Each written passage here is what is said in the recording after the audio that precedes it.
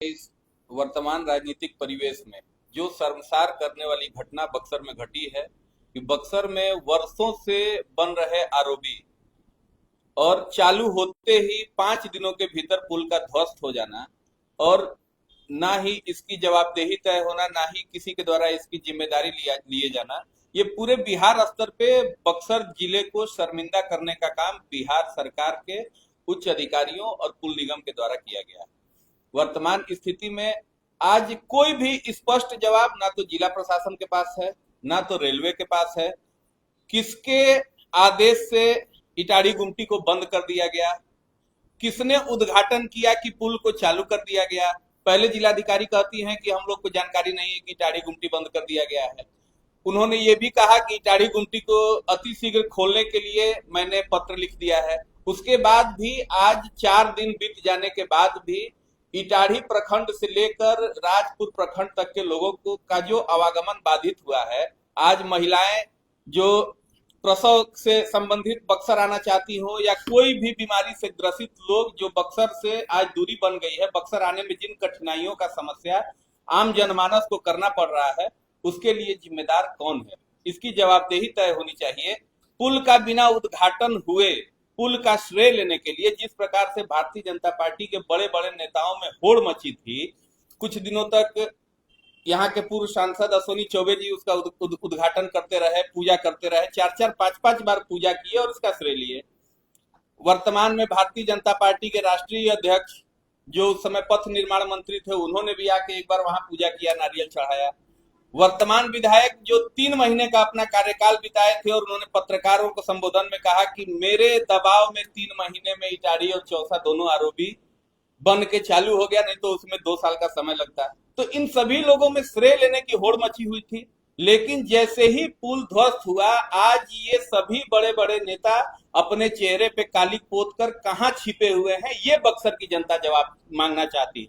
कहीं ना कहीं यदि यहाँ के विधायक ने अपने बयान में ये कहा कि मेरे द्वारा यदि दबाव नहीं बनाया गया होता तो अभी इस आरओबी को शुरू होने में 2 वर्ष का समय लगता, मेरे चलते 3 महीने में आरओबी शुरू हो गया, तो क्या तो ऐसी स्थिति में तो ये लगता है कि पुल के ध्वस्त होने के सबसे बड़े जिम्मेदार यदि कोई है तो आनंद मिश्रा जी हैं, जिन्होंने संवेदक पे दबाव बनाकर श्रेय लेने की होड़ में जल्दीबाजी में पुल का उद्घाटन करा दिया, जल्दीबाजी में पुल का निर्माण कार्य शुरू करा दिया।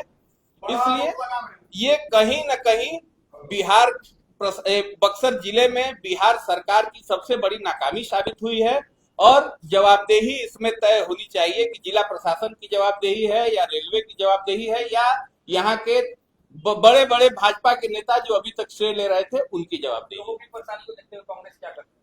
हम लोग जिला प्रशासन से ये आज हम लोग अल्टीमेटम दे रहे हैं कि अगर आने वाले 36 घंटे के भीतर इटाढ़ी गुमटी का परिचालन पुनः शुरू नहीं किया गया तो कांग्रेस के एक एक कार्यकर्ता सड़कों पे उतरकर प्रशासन हाथ में लेने की भी स्थिति अगर बनती है तो हम सभी उसके लिए तैयार हैं और इटाढ़ी गुमटी का परिचालन जल्द से जल्द शुरू कराने के लिए हम लोग किसी हद तक जाने को तैयार हैं। गुमटी के परिचालन की बात जो आप कह रहे हैं उसमें मार्च महीने में ही रेलवे ने पत्र लिखकर जिलाधिकारी को अवगत कराया था कि ये गुमटी हम बंद करने जा रहे हैं।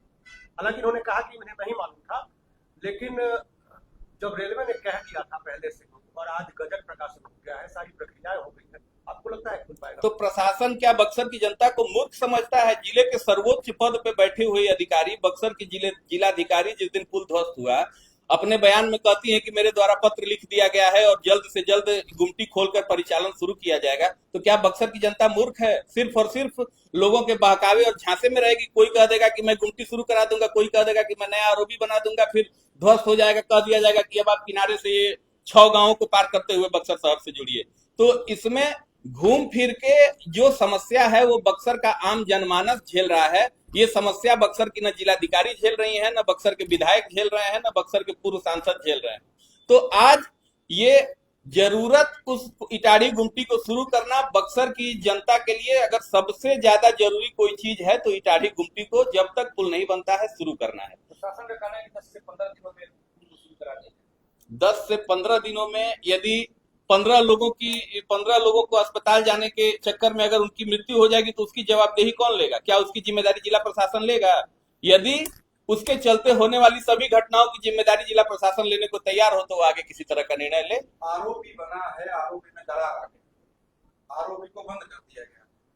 क्या बन जाने के बाद भी आपको भरोसा ये है? दरार आरओबी की नहीं है, आरओबी की ये दरार बिहार सरकार के भ्रष्टाचार को आईना दिखा रही है।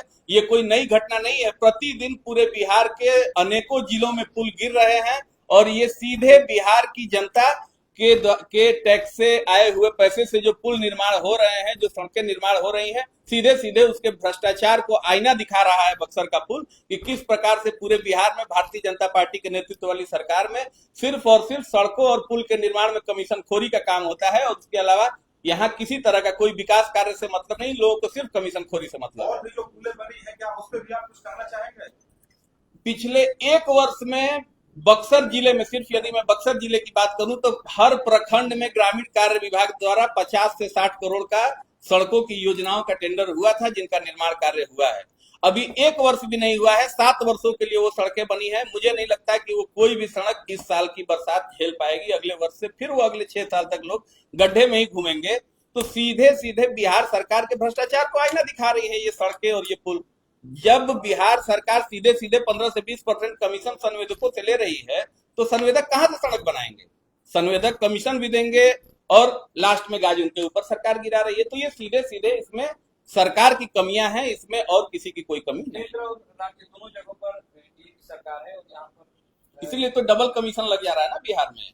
ये सिर्फ और सिर्फ धन उगाही है पुल और सड़कों के निर्माण। क्या लगता है बक्सर वाले जो कहा जा रहा है कि रेलवे का ये मामला है और ये तो सीधे सीधे प्रशासन की नाकामी को साबित कर रहा है। जिला प्रशासन रेलवे पे थोप रहा है, रेलवे जिला प्रशासन पे थोप रहा है। आखिर किसके आदेश से गुमटी बंद हुआ और किसके आदेश से आरओबी का संचालन शुरू हुआ, यही तो बक्सर की जनता जानना चाहती है। तो पुल में धन उगाही का काम होगा। अगर पुल में धन उगाही का काम नहीं हुआ होता, पुल यदि सही नियमों के अनुकूल बना होता, तो क्या आपको लगता है कि 4 दिन में पुल धंस जाता? धनुवाई किसने की? भाई जो जनप्रतिनिधि रहे हैं, जिन्होंने पुल स्वीकृत कराया, जो कह रहे हैं कि मैंने बनवाया, उन्हीं लोगों ने लिया होगा। राज्य के पदाधिकारी को कौन नहीं जानता है कि बिहार के पदाधिकारियों के माध्यम से सरकार वसूली करती है। एक पुरानी तस्वीर मिली है जिसमें देखा मैंने कि पूजा हो रही है पुल की। अश्विनी चौबे जी आगे बैठे हैं, जी नवीन जी बगल में बैठे हैं और पीछे कांग्रेस के विधायक भी बैठे हैं। जी, वो तो एक प्रोटोकॉल के तहत जो भी विधायक होगा वो वहां जाके बैठेगा, जो भी सांसद होगा वो बैठेगा। विषय ये नहीं है, विषय ये है कि पुल 4 दिनों में ध्वस्त हो जा रहा है और उसकी जिम्मेदारी लेने को कोई तैयार नहीं है। कांग्रेस का कहना है कि कांग्रेस प्रदर्शन करेगी इस पुल पर। आने वाले 36 घंटों में यदि इटाढ़ी गुमटी का परिचालन शुरू नहीं किया गया तो कांग्रेस उग्र प्रदर्शन करने को भी तैयार है।